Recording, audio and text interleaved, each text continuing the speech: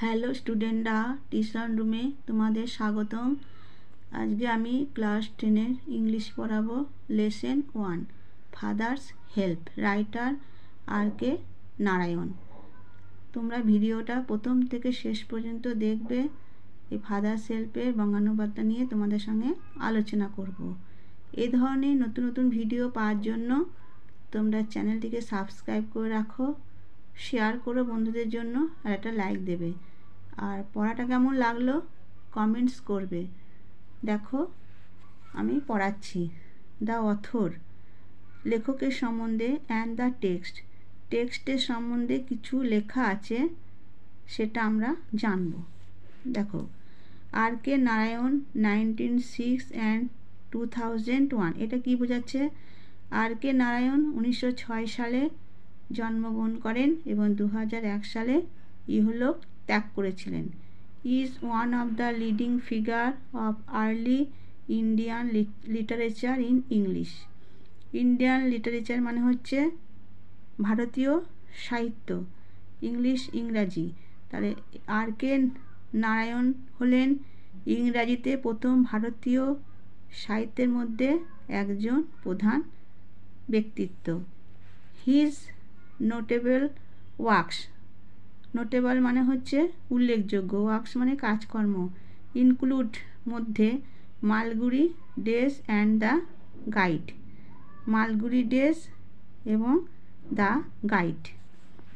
He was awarded, তিনি ভূষিত হয়েছিলেন, অ্যাওয়ার্ডেড মানে হচ্ছে ভূষিত হয়েছিলেন, and the Sahitya Akademi award, Sahitya Akademi পুরস্কারে, অ্যাওয়ার্ড মানে হচ্ছে পুরস্কার, ইন 1958, 1958 সালে, ফর দ্য গাইড লেখাটির জন্য, দ্য গাইড লেখাটার জন্য। দ্য স্টোরি, এই গল্পটি, an edited excerpt from Malgudi Days, এই মালগুড়ি ডে থেকে একটি সংস্কর অংশবিশেষ এই গল্পটা।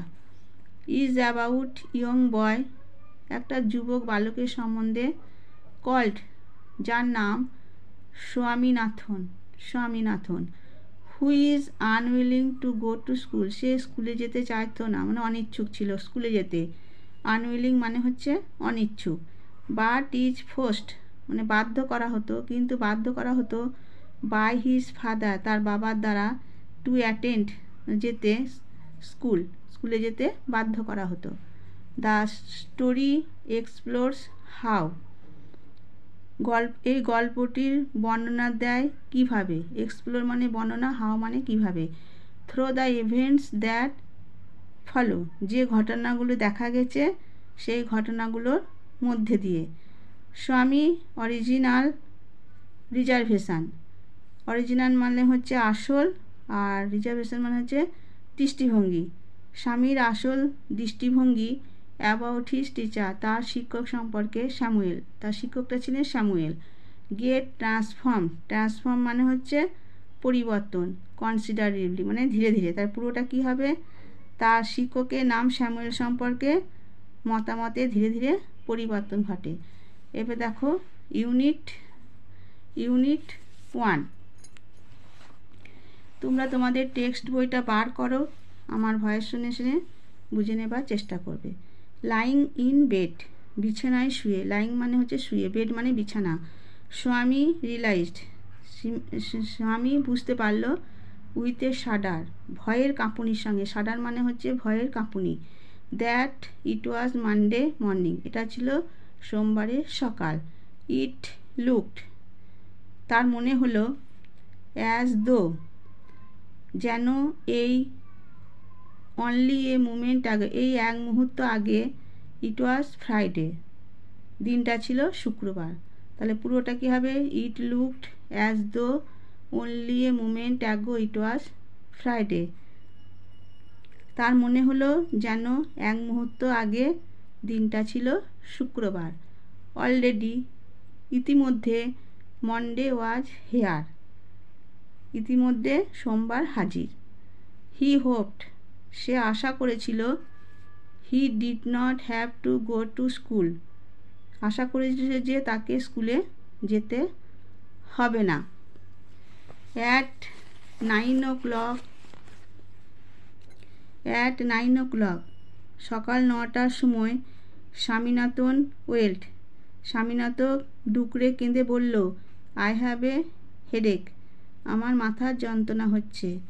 মাদার জেনারেসলি মানে হচ্ছে সদয়ভাবে, সাজেস্টেড মত দিলেন, দ্যাট যে স্বামী মাইট স্টে থাকতে পারে অ্যাট হোম বাড়িতে। তাহলে পুরোটা কী হবে? মাদার জেনারেসলি সাজেস্টেড দ্যাট স্বামী মাইট স্টে অ্যাট হোম। মা সদয়ভাবে মতামত দিল যে স্বামী ঘরেই থাকতে পারে বা বাড়িতেই থাকতে পারে। অ্যাট 9:30 9:30 সময়, হোয়েন হি ওট যখন তার উচিত ছিল, ওট মানে হচ্ছে উচিত ছিল, have been in the school prayer হল, স্কুলের প্রার্থনা হলে, স্বামী ওয়াজ লাইং স্বামী শুয়েছিল, অন দ্য বেঞ্চের ওপরে, ইন মাদার্স রুম মায়ের ঘরে। ফাদার আস্কড হিম বাবা জিজ্ঞাসা করলেন তাকে, have you no school today, তোর কি আজ স্কুল নেই? হেডেক মাথা ব্যথা, স্বামী রিপ্লাইড স্বামী উত্তর দিল, রিপ্লাইড মানে হচ্ছে উত্তর দিল, ননসেন্স মানে হচ্ছে বাজে কথা, ড্রেস আপ পোশাক পর, অ্যান্ড গো এবং স্কুলে যা। হেডেক মাথা ব্যথা, লোফ অ্যাবাউট লেস ঘোরাঘুরিটা কম কর, লোভ মানে হচ্ছে ঘোরাঘুরি, লেস মানে কম, অন সানডেজ রবিবারে, and you will be without a headache on Monday, তাহলে সোমবারে আর তোর মাথা ব্যথা করবে না। স্বামী জানতো, হাউ স্ট্রিক্ট কতটা কঠোর, স্ট্রিক্ট মানে হচ্ছে কঠোর, হিজ ফাদার তার বাবা, কুড বি হতে পারে। তাহলে পুরোটা কী হবে? স্বামী new how strict has his father could be, স্বামী জানতো কতটা কঠোর হতে পারে তার বাবা। সো হি চেঞ্জ তাই সে পরিবর্তন, হিজ ট্যাকটিস মানে হচ্ছে কায়দা, তাই সে তার কায়দা পরিবর্তন করলো। I can not go so late to the class, আমি যেতে পারবো না দেরিতে ক্লাসে। ইউ উইল হ্যাভ টু তোকে যেতেই হবে, it is your own fault, own মানে হচ্ছে নিজের, ফল্ট মানে দোষ, এটা তোর নিজের দোষ। What will the teacher think মানে শিক্ষকরা কি ভাববেন, থিঙ্ক মানে ভাববেন, if I go so late আমি যদি দেরি করে যাই। টেল হিম তাকে বলবে, ইউ হ্যাড এ হেডেক তোমার মাথার যন্ত্রণা, অ্যান্ড সো আর লেট তাই দেরি হয়েছে। হি উইল স্কোল্ড মি তিনি আমাকে বকবেন, ইফ আই সে সো যদি ওই কথাটা বলি। উইল হি তাই নাকি, লেট আস সি দাঁড়া দেখছি। হোয়াট ইজ হিজ নেম তার নাম কি? স্যামুয়েল হচ্ছে একজন টিচার বা শিক্ষক। Does he always scold the students, does he always সর্বদাই কি, স্কোল্ড দ্য স্টুডেন্টস তিনি স্টুডেন্ট বা ছাত্রদের বকাঝকা করেন, স্কোল্ড মানে হচ্ছে বকাঝকা। He is a very angry man তিনি হচ্ছেন খুব রাগী মানুষ, অ্যাংরি মানে রাগী। হি ইজ স্পেশালি মানে হচ্ছে বিশেষ করে, angry with boys who came in late, তাহলে হি ইজ স্পেশালি তিনি বিশেষ করে, অ্যাংরি উইথ রেগে যান, বয়েজ ছেলেদের প্রতি, হু কেম ইট লেট যারা দেরি করে যায়। তাহলে পুরোটা হবে he is specially angry with boys who come in late, তিনি বিশেষ করে রেগে যান যে ছেলেরা দেরি করে আসে। আই উড নট লাইক আমার যেতে ইচ্ছে করছে না, টু গো লেট দেরি করে, টু স্যামুয়েলের ক্লাসে, তাহলে আমার যেতে ইচ্ছা করছে না দেরি করে স্যামুয়েলের ক্লাসে। If he is so angry যদি তিনি এতই রাগী, অ্যাংরি মানে হচ্ছে রাগী। হোয়াই নট টেল কেন বলো না, ইয়োর হেডমাস্টার তোমাদের হেডমাস্টারকে, অ্যাবাউট ইট এই বিষয়ে, তাহলে পুরোটা কি হচ্ছে, if he is so angry, যদি তিনি এতই রাগী, why not tell your headmaster about it, কেন তোমরা তাহলে হেডমাস্টারকে তোমরা এ বিষয়ে বলো না।